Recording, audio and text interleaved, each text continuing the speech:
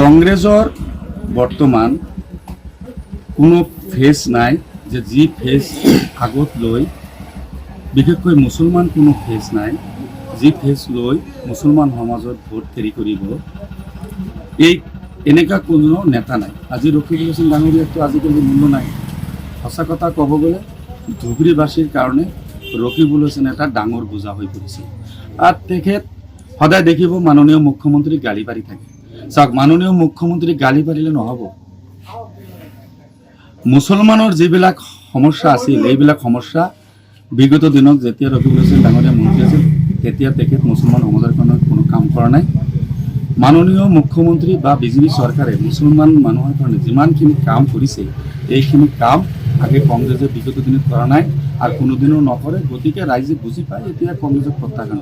ৰকিবুল হুছেইন ডাঙৰীয়া এটা জিৰ' পাৱাৰৰ বাল্ব কেতিয়াও নজ্বলে, কাৰণ আৰু 30 বছৰ লাগিব এই বাল্ব জ্বলতে।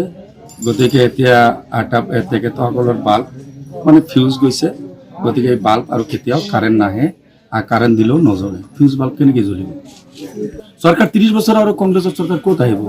গতিকে অসমৰ মাননীয় মুখ্যমন্ত্ৰী যেনেকৈ উন্নয়নৰ কাম কৰি আছে, তানজিল হুছেইন ডাঙৰীয়াৰ হাৰাত মূল নায়কজন আছিল তানজিল হুছেইন ডাঙৰীয়াৰ পিতৃ ৰকিবুল হুছেইন ডাঙৰীয়া।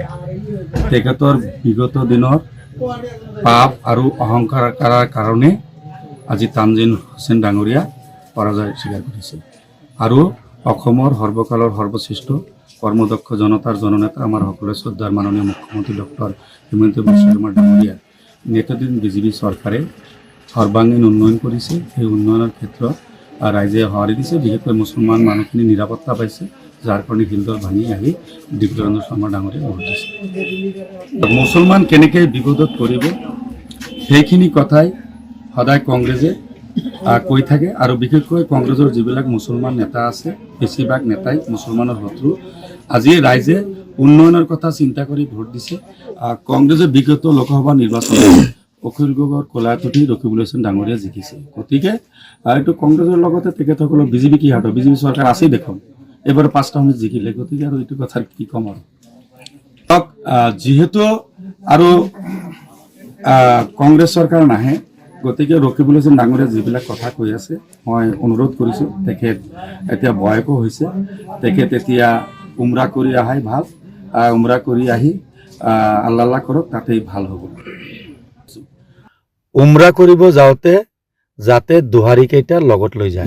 ভাই ৱাজেদ আলী চৌধুৰী ডাঙৰীয়া, আফতাব মোল্লা ডাঙৰীয়া, সুবাহান ডাঙৰীয়া, ৰচিদ মোল্লা ডাঙৰীয়া এইকেইটাক লগত লৈ যাব।